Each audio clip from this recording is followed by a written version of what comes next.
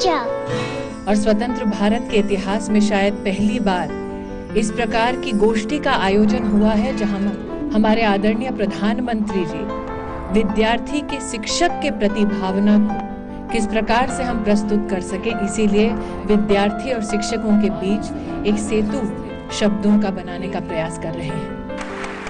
प्रधानमंत्री नरेंद्र मोदी की कैबिनेट का सबसे चर्चित चेहरा है स्मृति ईरानी। स्मृति ईरानी उस वक्त सुर्खियों में आई जब उन्होंने राहुल गांधी को अमेठी में जबरदस्त चुनावी टक्कर दी। हालांकि लोकसभा का ये चुनाव तो स्मृति हार गई। मैं स्मृति जुबिन ईरानी, लेकिन उन्हें बीजेपी की सरकार में सीधे कैबिनेट मंत्री का दर्जा देकर मानव संसाधन जैसा अहम मंत्रालय सौंप दिया गया।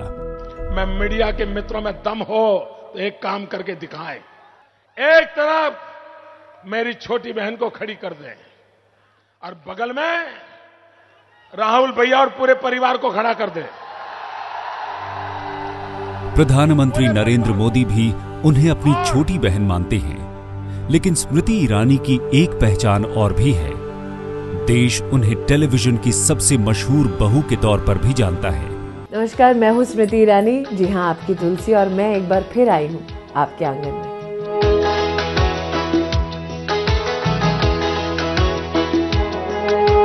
रिश्तों के भी रूप बदलते हैं, नए नए सांचे में ढलते हैं। छोटे पर्दे पर तुलसी के किरदार से देश के बड़े पद तक पहुंचने वाली स्मृति ईरानी ने जिंदगी में संघर्ष के कई मकाम देखे हैं।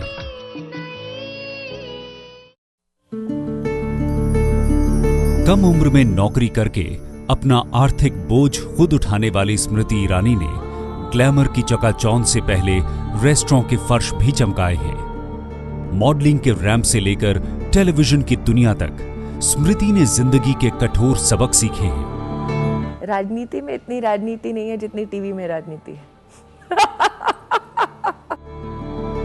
टीवी के छोटे पर्दे पर बड़ी कामयाबी के बाद जब स्मृति ने राजनीति की दुनिया का रुख किया तो यहां भी कामयाबी ने उनके कदम चूम लिए। यूं तो मंत्री बनने के बाद से ही स्मृति ईरानी विवादों में रही हैं, लेकिन प्रधानमंत्री नरेंद्र मोदी के भाषण को देश भर के स्कूलों में लाइव करवाने के बाद वो एक बार फिर चर्चा के केंद्र में आ गई हैं। पहली बार मैं देख रहा हूं कि आज पूरा दिन टीवी हमारे देश के इन बाल मित्रों ने ऑक्यूपाई कर लिया और मैं मानता हूं यही मुझे सबसे बड़ा लाभ हुआ है, वरना देश हमारे चेहरे देख देख करके थक गए। व्यक्ति विशेष में आज आपको दिखाएंगे कि राजनीति में नौसिखिया समझी जाने वाली स्मृति आज क्यों लिख रही हैं विवादों की नई कहानी। साथ ही पड़ताल इस बात की भी करेंगे कि स्मृति ईरानी कैसे बनी थी तुलसी वीरानी। रिश्तों के भी रूप बदलते हैं, कभी 5वीं कक्षा तक, ज्यादा से ज्यादा 7वीं कक्षा तक, और ज्यादातर बच्चियां स्कूल छोड़ देती हैं। हमें ये बच्चियां स्कूल छोड़े नहीं, उनको आगे की शिक्षा कैसे मिले, इस पर मेरा ध्यान है और मैंने इस दिशा में काफी कुछ सोचा है, अभी मैं कर भी रहा हूं और उसके नतीजे नजर आएंगे। लेकिन मुझे खुशी हुई कि बस्तर जिले में आप लोगों को शिक्षा के विषय में इतनी चिंता है, इतना लगाव है, और एक बालिका के मन में ऐसा जब सवाल आता है ना तो बहुत आनंद होता है। 5 सितंबर यानी टीचर्स डे का मौका, और इतिहास में ऐसा पहली बार हुआ कि जब प्रधानमंत्री का देश के स्कूली बच्चों के साथ इस तरह से सीधा संवाद हुआ है। लेकिन प्रधानमंत्री नरेंद्र मोदी के स्कूली बच्चों के साथ इस संवाद को लेकर विरोधी सवाल खड़े कर रहे हैं। 1947 से लेकर 2014 तक इस मुल्क में कई प्रधानमंत्री हुए और किसी प्रधानमंत्री ने भी किसी शिक्षक दिवस का या बाल दिवस का राजनीतिकरण करने की कोशिश नहीं की। जिस तरह से सारा घटनाक्रम पिछले 100 दिन से चल रहा है, उसका सीधा सीधा एक तात्पर्य है कि हर चीज़, हर उत्सव, हर दिवस, हर दिन को इस तरह से देखा जा रहा है कि किस तरह से इस चीज का राजनीतिक इस्तेमाल किया जा सके। हमारा सर्कुलर भारत सरकार का जितना भी निवेदन है वो अपने आप में काफी स्पष्ट है, जिसमें हमने सबसे कहा है कि जो जो लोग प्रधानमंत्री से व्यक्तिगत बात करना चाहते हैं अथवा प्रश्न करना चाहते हैं, चाहे वो विद्यार्थी हो या शिक्षक, उनको हम सुविधा प्रदान कर सकते हैं। और सुविधा हेतु ये आग्रह मैं फिर से कह रही हूँ, 27 अगस्त को ही सभी राज्यों के समक्ष रख दी थी। तो मेरा आप सबसे निवेदन है कि जो लिखित और मौखिक आग्रह हमारा 27 अगस्त को ही जा चुका है, उसके ऊपर राजनीति ना करके ये कहा है कि आप हमारे अध्यापकों का सम्मान करने में अपना योगदान दें। ऐसा देश नहीं है कि जो इसको इतना पीछे रहने की जरूरत है, हम बहुत आगे जा सकते हैं। नरेंद्र मोदी का ये भाषण देश भर के 1,80,000 सरकारी और निजी स्कूलों में प्रसारित किया गया। दिल्ली के करीब 15 लाख छात्रों ने प्रधानमंत्री का भाषण सुना और उनके साथ संवाद किया।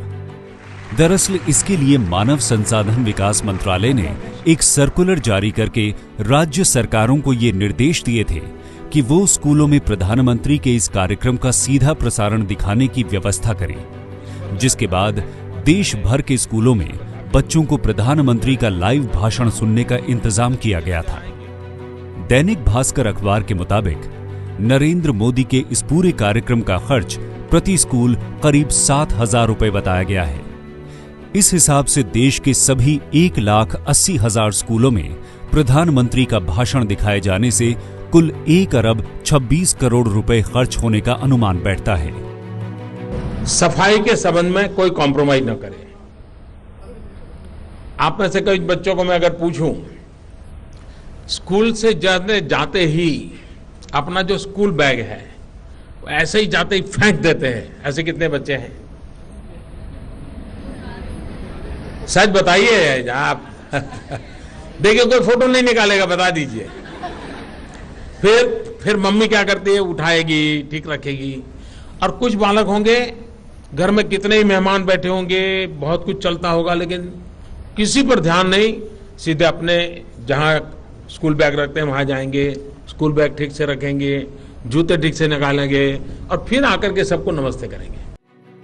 शुक्रवार को दिल्ली के मानेकशॉ ऑडिटोरियम में जब प्रधानमंत्री नरेंद्र मोदी स्कूली बच्चों से बातचीत करने पहुंचे तो दूरदर्शन के जरिए इसका सीधा प्रसारण हुआ और इस दौरान देश भर से कई बच्चे वीडियो कॉन्फ्रेंसिंग के जरिए भी उनसे जुड़े। प्रधानमंत्री मोदी के इस कार्यक्रम की कमान खुद मानव संसाधन मंत्री स्मृति ईरानी ने संभाल रखी थी, जो कार्यक्रम के दौरान प्रधानमंत्री मोदी के साथ मंच पर मौजूद भी थी। विरोधी मोदी के इस भाषण को लेकर मानव संसाधन मंत्री स्मृति ईरानी की मंशा पर सवाल खड़े कर रही हैं। आप बताइए, शिक्षक दिवस और गुरु दिवस में क्या फर्क है?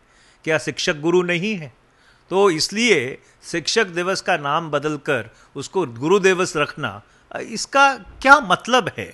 क्योंकि या तो इस सरकार के पास ना कोई योजना है, ना नीति है कि किस तरह से शिक्षा को आगे बढ़ाया जाए, शिक्षा को और सुदृढ़ किया जाए, इसलिए पैकेजिंग और लेबलिंग की सरकार बन गई है। तो अगर ये पैकेजिंग और लेबलिंग की सरकार नहीं है तो ये जो सारा इन्होंने ताना बाना बुना है, इसका औचित्य क्या है, वो आज तक समझ नहीं आया। गुरु उत्सव 2014 एक ऐसे कंपटीशन है जो एक माध्यम बनेगा हर छात्र के लिए, जो वर्तमान में छात्र है अथवा छात्र रह चुका है, रह चुकी है, अपने गुरुओं के प्रति अपने सम्मान को व्यक्त करने का। वो लोग जो इस उत्सव को नहीं चाहते हैं कि मनाया जाए, उनसे मैं विनम्र आग्रह करती हूँ कि इस देश की नींव वो व्यक्ति हैं जो अध्ययन के माध्यम से छात्रों की उंगली पकड़कर उन्हें देश में और समाज में नई दिशा दिखाने का काम करते हैं। अध्यापकों को समर्पित इस दिन पर कोई राजनीति ना हो, यही मेरा निवेदन। नरेंद्र मोदी की सरकार में स्मृति ईरानी जब से मंत्री बनी हैं, वो लगातार विवादों में घिरी रही हैं। सबसे पहले उनकी शैक्षणिक योग्यता को लेकर सवाल उठे और फिर एक मंत्री के तौर पर अपने फैसलों को लेकर भी वो विवादों में रही हैं। स्मृति ईरानी के इन विवादों की पूरी कहानी भी हम आपको बताएंगे आगे, लेकिन पहले देखिए कैसे स्मृति ईरानी बनी थी तुलसी वीरानी। आज के इस उत्सव में हम उस इंसान से सवाल करते हैं जिसने वीरानी परिवार की रचना की है। तो आइए करते हैं कुछ सवाल। रिश्तों के भी रूप बदलते हैं, नए नए सांचे में ढलते हैं। एक पीढ़ी आती है, एक पीढ़ी जाती है, बनती कहानी नई। टीवी के पर्दे की सबसे मशहूर बहू तुलसी वीरानी का किरदार ही स्मृति ईरानी की सबसे बड़ी पहचान रही है। लेकिन कम ही लोग जानते हैं कि शादी से पहले स्मृति ईरानी का नाम स्मृति मल्होत्रा हुआ करता था, जिनका बचपन दिल्ली में ही गुजरा है। पंजाबी पिता और असमी मां की बेटी स्मृति का जन्म 23 मार्च 1976 को दिल्ली के एक निम्न मध्य वर्गीय परिवार में हुआ था और उनकी 2 बहनें भी हैं। उनकी जो फैमिली मिक्स थी, असम और पंजाब से उनके पेरेंट्स थे, और उनकी चाइल्डहुड के अंदर जो मैंने सुना, उन्होंने खुद ही कहा कि जब मैं पैदा हुई थी तो ये कहा गया ये तो एक और लड़की आ गई है तो इसको ना आने दिया जाए।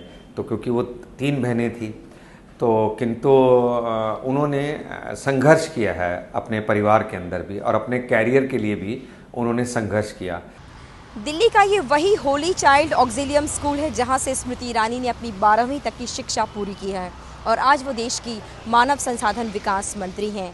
स्कूल के जो बच्चे हैं, इस बात को लेकर उन्हें बेहद खुशी है कि यहाँ पढ़ी हुई एक छात्रा इतना आगे बढ़ गई है और देश की मंत्री बन गई हैं, और यही बात उनके लिए बेहद प्रेरणादायी है। इस बात से वो बेहद खुश हैं कि स्मृति ईरानी जो है वो आज इतना आगे बढ़ी हैं। लेकिन साथ ही साथ स्कूल के जो बच्चे हैं उनका यही कहना है कि उनकी ये मांग है स्मृति ईरानी से कि वो ये कोशिश करें शिक्षा मंत्री रहते हुए कि देश में कोई भी गरीब बच्चा अनपढ़ ना रह पाए और हर बच्चे को शिक्षा मिले। आज भले ही स्मृति ईरानी की शैक्षणिक योग्यता को लेकर उनके विरोधी सवाल खड़े कर रहे हों, लेकिन होली चाइल्ड ऑक्सिलियम स्कूल में उन्हें आज भी एक ऐसी स्टूडेंट के तौर पर याद किया जाता है जो न सिर्फ पढ़ाई लिखाई में बल्कि स्कूल की दूसरी गतिविधियों में भी हमेशा अव्वल रहती थी। वो अभी हमारे देश की एचआरडी मिनिस्टर है। मुझे बहुत अच्छा लगता है कि हमारे स्कूल से कोई मींस इतने हाई पोजीशन में आया है, एंड मैं भी चाहूँगी कि मैं भी किसी तरह मींस इसी स्कूल से पास आउट होके कुछ बड़ा करूँ और मैं इस स्कूल का नाम रोशन करूँ। हम भी चाहते हैं कि हमारे बच्चे भी अच्छे ओहदे पे जाएं और अच्छी डिग्री जैसे उन्होंने अपनी प्राप्त करी है, इसी तरीके से हमारे बच्चों का भी नाम रोशन हो और उन्होंने इस स्कूल से शिक्षा प्राप्त करी, ये इस स्कूल के बहुत गौरव की बात है।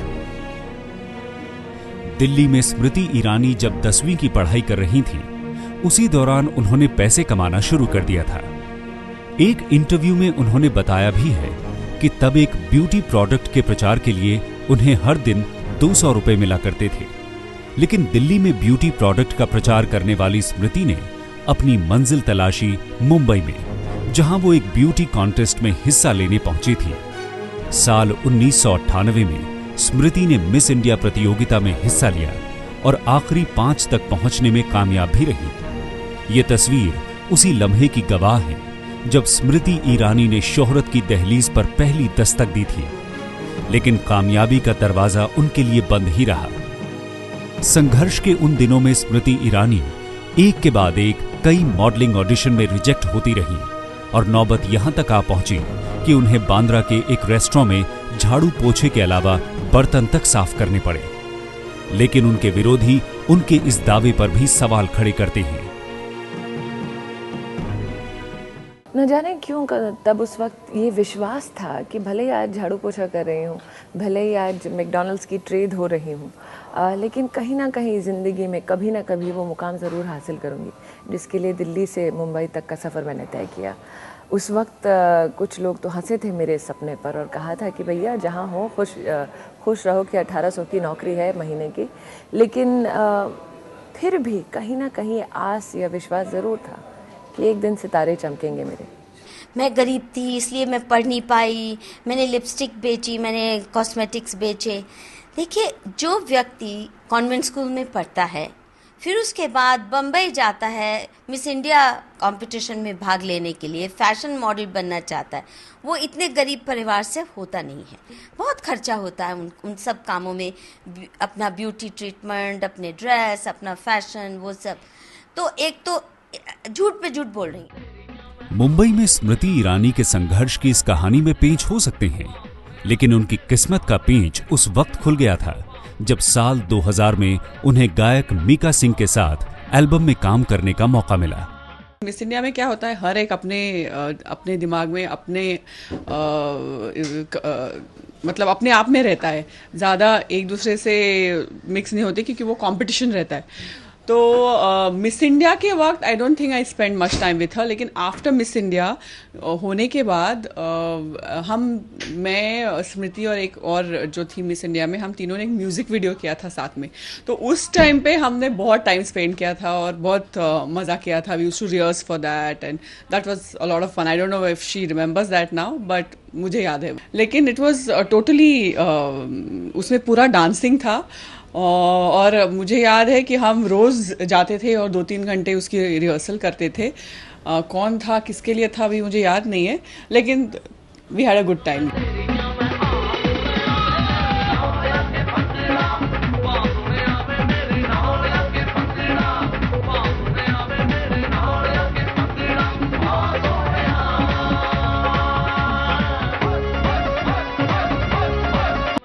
सावन में लग गई आग नाम के इस एल्बम के बाद स्मृति ने दूसरे एल्बम में भी काम किया।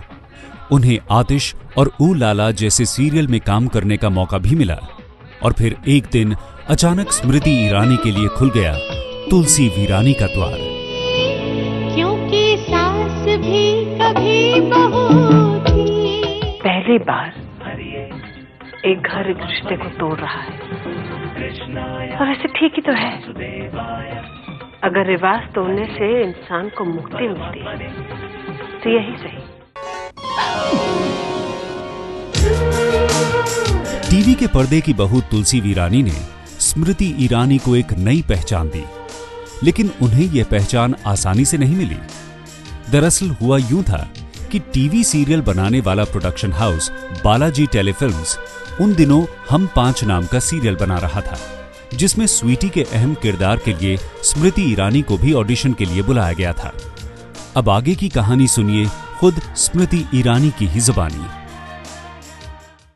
सच कहूँ तो बालाजी में सबसे पहला न्योता मुझे हम 5 नामक एक सीरियल था, जिसमें राखी टंडन का किरदार था स्वीटी का, जो काफ़ी यहाँ से खाली थी और बबली थी और चपी थी, और उस किरदार के लिए मुझे बुलाया गया और मैंने अपना स्क्रीन टेस्ट दिया। मुझे आज भी याद है जब मैं एकता कपूर के घर गई उस आलीशान बंगले में, तो वहाँ मेरी प्रिया तेंदुलकर से मुलाकात हुई और मैं लिटरली कांप रही थी क्योंकि वो मेरा पहला सीरियल का ऑडिशन था। स्मृति ईरानी की जिंदगी में ये वो दौर था जब वो एक छोटी सी नौकरी के लिए मुंबई में दर दर भटक रही थी। बालाजी टेलीफिल्म्स के बुलावे से महज 1 हफ्ता पहले ही वो एक विज्ञापन में काम हासिल करने की जद्दोजहद में थी, क्योंकि उनकी जेब में बस आखिरी 200 रुपए ही बाकी बचे थे। मज़े की बात ये थी कि उससे 1 हफ्ता पहले मैं एक एडवर्टाइजमेंट की ऑडिशन में गई थी और लास्ट 2 में चुनी गई और मैं बहुत डेस्परेट थी कि मुझे वो काम मिले, क्योंकि जेब में सिर्फ अंतिम 200 रुपये बच गए थे। और मैंने जब प्रोड्यूसर से कहा कि सर प्लीज़ मैं चाहती हूँ कि मुझे काम मिले, प्रोड्यूसर ने कहा नहीं एक्चुअली हम आपकी मदद नहीं कर सकते। मैंने कहा लेकिन प्रॉब्लम क्या है, कि मेरी एक्टिंग में खोट है। तो उन्होंने पलट कर मुझसे कहा देखो बेटा, तुम्हारी प्रॉब्लम यह है कि तुम एक भारतीय हाउसवाइफ लगती नहीं हो। इसे किस्मत का खेल कहिए या फिर कुछ और, लेकिन जब स्मृति ईरानी हम 5 सीरियल के लिए ऑडिशन देने प्रोड्यूसर एकता कपूर के दफ्तर पहुंची, तो उन्हें घर एक मंदिर नाम के एक दूसरे सीरियल में कैरेक्टर आर्टिस्ट का रोल थमा दिया गया और इस तरह स्वीटी के किरदार का सपना लेकर निकली स्मृति को कैरेक्टर रोल के लिए कॉन्ट्रैक्ट साइन करना पड़ा। उस वक्त दीपक मैं इस जद्दोजहद में थी कि कैसे अपनी तनख्वाह बढ़ाऊं। मेरे लिए बहुत ज़रूरी था कि जेब में पैसे हों, तो मुझे कोई भी किरदार देते वो, अगर मैं भले ही पीछे खड़े होकर कुछ ना बोलती, लेकिन घर एक अच्छी तनख्वाह ले जाती। मेरा सबसे बड़ा प्रयास उसी की ओर था। और जब मैंने कॉन्ट्रैक्ट साइन किया तब ये नहीं जानती थी कि बस 5 मिनट बाद एकता कपूर आएंगी, कॉन्ट्रैक्ट फाड़ेंगी और कहेंगी ये तुलसी है। मैं ऑफिस में वो कॉन्ट्रैक्ट साइन कर रही थी, वो आई, उन्होंने मुझे ऊपर से नीचे देखा, और उन्होंने कहा इस लड़की को यहाँ क्यों बुलाया है। तो उनसे कहा गया कि ये आई हैं कोई कैरेक्टर आर्टिस्ट। तो उन्होंने कहा नहीं, मैं चाहती हूँ कि ये तुलसी का पात्र करे। तो वहाँ पर सब अचंभित थे, सबने कहा कि आपने इसका हुलिया देखा है, जीन्स पहनी है, टी शर्ट पहनी है, झोला है, एक जर्नलिस्ट जैसा किताबें पढ़ती रहती है और चश्मा है, ये कहाँ से तुलसी का किरदार करेगी। रिश्तों के भी रूप बदलते हैं।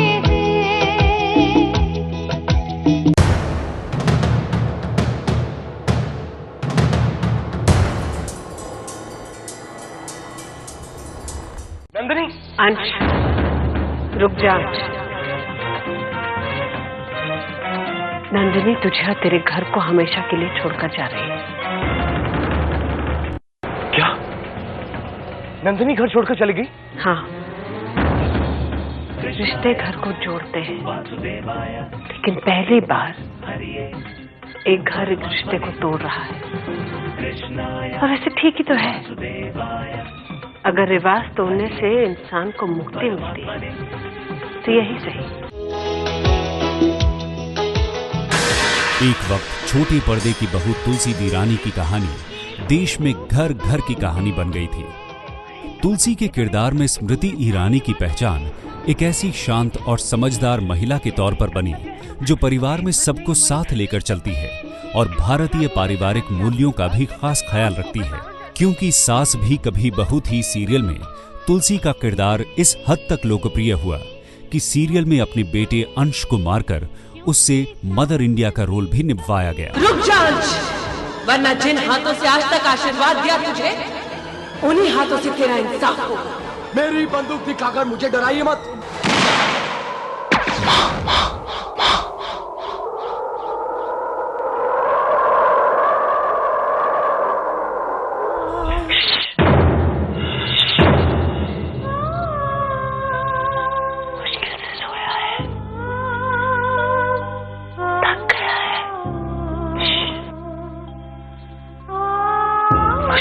सोया है मेरा बेटा,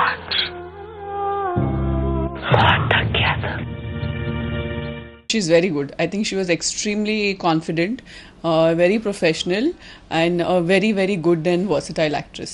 उसके बारे में तो there are no doubts about that. कोई एक यादगार सीन जो अभी भी आप उनके साथ जो आपने किया होगा, जो आपको लिटरली वो देख के गूज़बम्स आ जाते हैं, आप या कोई आपके लिए बहुत ज्यादा याद? I think in the show when Ansh, her son, और जो मेरा हस्बैंड बना हुआ था, he is not a nice guy, जब वो खुद अपने बेटे को मेरे लिए गोली मारती है, I think that was a very very popular scene. उसके TRPs भी बहुत हो गए थे.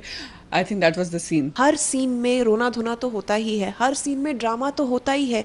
सुबह 7 बजे से लेकर शाम के 8-9 बजे तक वही सीन्स, वही रोना धोना आपने देख रखा है। सास बहू का कैसा ड्रामा होता है, उसमें भी एक वैरायटी लाना, उसमें भी एक जोश लाना, उसमें भी अपने को एक्टर को वो गिव एंड टेक देना कि देखो मैं इतना कर रही हूँ तो सामने वाला तो देगा ही। तो that's amazing na for anybody, not just for the show, for the person who's acting with her. That's all I can say about her. I think she was fabulous. तुलसी के किरदार और इस सीरियल की कामयाबी का अंदाजा इसी बात से लगाया जा सकता है कि ये सीरियल 8 सालों तक छोटे पर्दे पर छाया रहा था। 76 किरदारों के जरिए इस सीरियल में 5 पीढ़ियों का सफर 1834 एपिसोड्स में दिखाया गया था।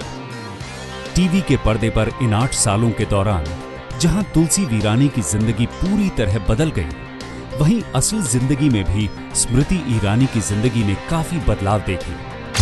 जुबेन ईरानी के साथ उनकी शादी हुई और वो स्मृति मल्होत्रा से स्मृति ईरानी बन गई। स्मृति ईरानी 2 बच्चों की मां भी बनी। फिर भी सीरियल में तुलसी के उनके किरदार की लोकप्रियता कभी कम नहीं हुई। वो जितना ईज के साथ में, जितना इन्वॉल्वमेंट के साथ में, जितनी कमिटमेंट के साथ में काम करती थी, बहुत देख के हैरानी होती थी। कई बार तो सीन लगता था कि नॉर्मल सा सीन होता था, 1-2 पेज का हमको मिलता था और सब लाइनें करके तैयार बैठे हैं, और जब वो परफॉर्म करने लगती थी तो एकदम से लगता था कि सीन के मायने बदल गए कि हाँ ये था सीन। तो बड़ी घबराहट सी होती थी कि अरे कि हमारी इतनी तैयारी नहीं है। And at the same time she would make you feel so comfortable और वो बहुत इतना कमिटमेंट लेवल उनका होता था। और उनकी मेमोरी की तो मेरे ख्याल से सभी दाद देते हैं कि 3-4 पन्ने के जो डायलॉग थे वो एक बार ऐसे देखती थी, हम तो 3-3 4-4 घंटे रटते रहते थे, वो एक बार ऐसे देखती थी और रेडी। लेकिन टीवी के पर्दे पर इस चमकती कामयाबी ने असल जिंदगी में स्मृति ईरानी से कुछ कुर्बानियां भी मांगी थी। आप भी सुनिए ये दर्द भरी कहानी खुद स्मृति ईरानी की जुबानी। मुझे आज भी याद है, मेरे पहले बच्चे के बाद मेरे पति विदेश में थे और मैंने एक दिन सेट पर कहा कि मेरी तबीयत शायद थोड़ी ठीक नहीं है। फिर भी काम करती रही और मैंने फिर कहा कि शायद कुछ गड़बड़ है जो मेरी समझ के बाहर है। बरसात का मौसम था और घर जा रही थी और मुझे तब एहसास हुआ कि मेरा मिसकैरेज हो रहा है और मैं भागी अस्पताल। मुझे आज भी याद है, मैंने फ़ोन किया और मैंने कहा कि मेरी तबीयत ठीक नहीं है तो 1-2 दिन घर पे आराम करूँगी। तो अगले दिन मुझे फ़ोन आया कि आप आइए, आपका सीन पड़ा हुआ है तुलसी का।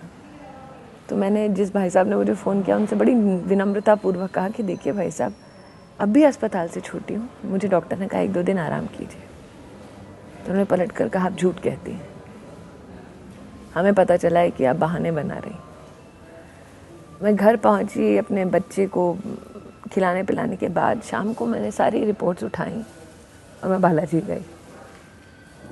और शायद एक ही दिन वो ऐसा था जब मैंने एकता कपूर के सामने अपने सारे मेडिकल रिपोर्ट्स रखे। मैंने कहा मैं झूठ नहीं बोलती। एक दिन जब मैं बहुत चिड़ी हुई थी और मुझे बिल्कुल मन नहीं था शूट करने का, वो मेरे साथ बैठी थी और उन्होंने मुझे बोला था कि आपको पता है कि मैंने अपनी शादी सिर्फ 2 घंटे ख़त्म करके वो सेट पे गई थी। तो मुझे कहानी पता नहीं थी, तो उन्होंने मुझे पूरे डिटेल में बताई कि कैसे उन्होंने सिर्फ फेरे लिए, शादी की और अपना वार्डरोब चेंज करके वो वापस सेट पे गई शूट करने। और वो कुछ 32 आवर्स 72 आवर्स शूट कर रही थी, उसके बाद वो अपनी रस्में करने गई। ऐसे उन्होंने मुझे कोई स्टोरी बताई थी जो मुझे पूरी अच्छे से याद नहीं, बट हाँ टू द फैक्ट ऐसे ही था कुछ। बड़ी चाची, मजली चाची, छोटी चाची, गुड मॉर्निंग। बापूजी, जय श्री कृष्ण।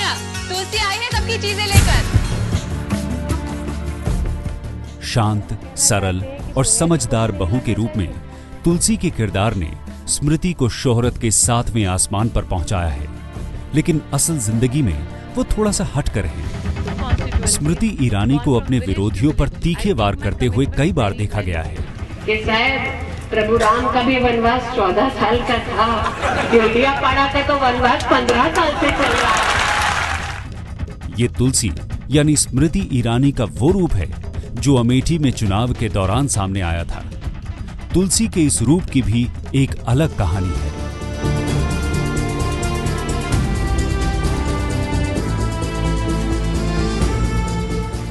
साल 2003 में स्मृति ईरानी ने राजनीति की दुनिया में अपना पहला कदम रखा और आज 11 साल बाद वो केंद्र सरकार में मानव संसाधन मंत्रालय की अहम जिम्मेदारी संभाल रही हैं।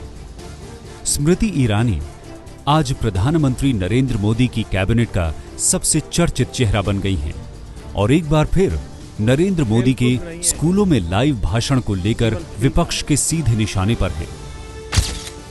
लेकिन एक वक्त ऐसा भी था जब खुद स्मृति ईरानी के ही निशाने पर आ गए थे Narendra Modi. Bhai does not leave the post in the interest of the party.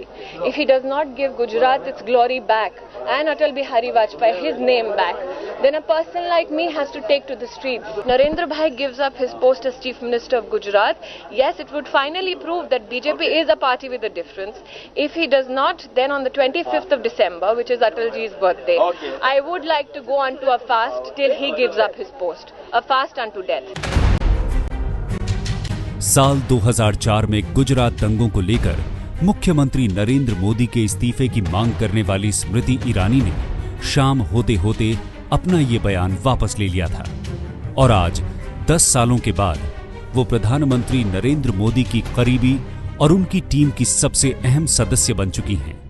मुझे मालूम नहीं वो बयान उन्होंने उन दिनों क्यों दिया जी, किसके कहने से दिया, क्यों दिया, गलती हो गई, क्या हुआ मुझे मालूम नहीं, किंतु मुझे ये जरूर मालूम है कि उन्होंने साफ तौर से टेलीविज़न पर भी और जहाँ भी उनसे पूछा कि उन्होंने साफ तौर से कहा कि वो उनकी गलती थी, उनको ये बयान नहीं दिया जाना चाहिए था जी। पर मैं समझता हूँ वो अब पुरानी बात हो गई है जी।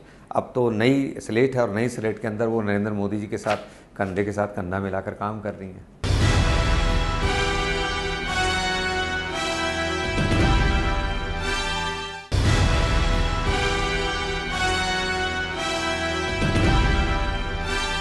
जीवन तो बहती धारा की तरह होता है, लेकिन सविता वीरानी आज एक भयंकर भंवर में फंस चुकी है कि तुम्हें जान से करीब 8 साल तक घर घर में आदर्श बहू के रूप में लोगों के दिलों पर राज करने वाली स्मृति ईरानी ने साल 2003 में बीजेपी ज्वाइन कर ली थी।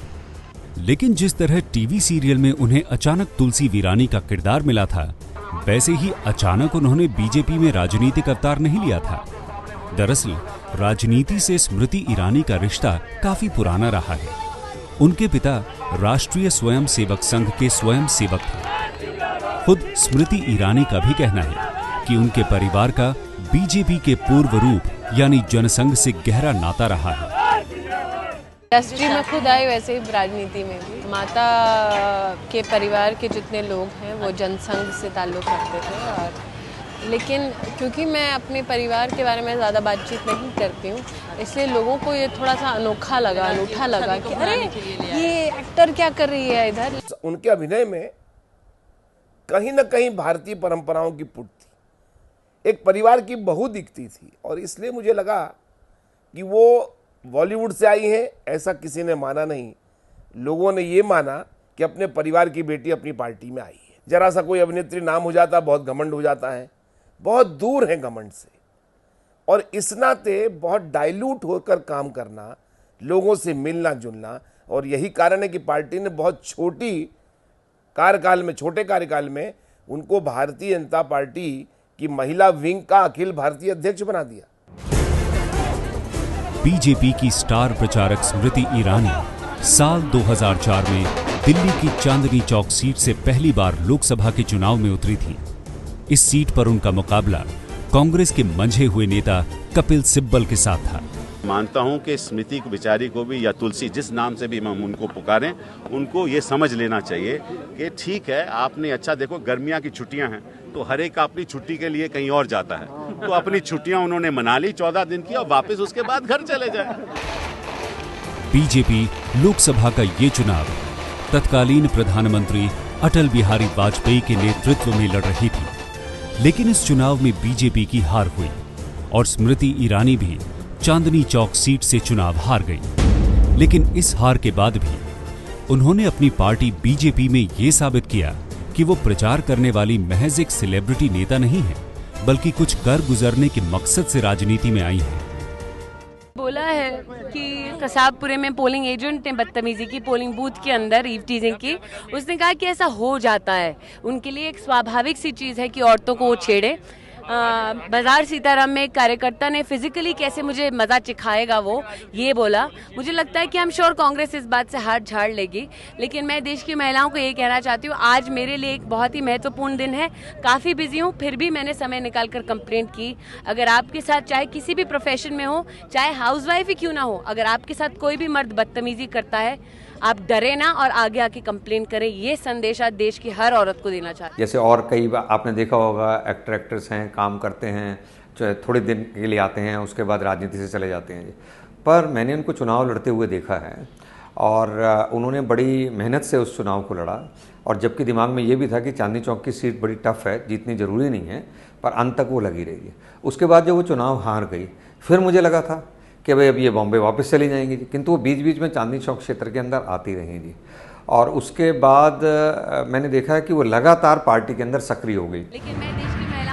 दिल्ली की चांदनी चौक सीट से चुनाव हारने के बाद के अगले 10 सालों में स्मृति ईरानी ने बीजेपी से कभी अपने कदम वापस पीछे नहीं खींचे। यही वजह है कि वो पार्टी संगठन में तेजी से तरक्की की सीढ़ियां चढ़ती चली गई। साल 2010 में वो बीजेपी महिला मोर्चा की अध्यक्ष बनी और 2013 में उन्हें बीजेपी का उपाध्यक्ष भी बनाया गया था। पार्टी ने देखा कि मैंने अपने आप को मात्र कैंपेन तक सीमित नहीं किया, मुद्दों पर न सिर्फ बातें की, न सिर्फ सभाएं की, बल्कि पॉलिटिकल डिबेट्स में भाग लिया। साथ ही ऑर्गेनाइजेशनली ऑर्गेनाइजेशन को कैसे सशक्त किया जाए, उस विषय पर भी मैंने काम किया और उसी के चलते पार्टी धीरे धीरे मेरी जिम्मेदारियां बढ़ा रही है। मुझे लगता है कि पॉलिटिक्स उनके खून में थी और क्योंकि उनके पिता रहे राष्ट्रीय संघ में, माँ जनसंघ में रही, इसलिए वो टिकी रही और टिक कर आज उन्होंने अपना स्थान बना लिया है।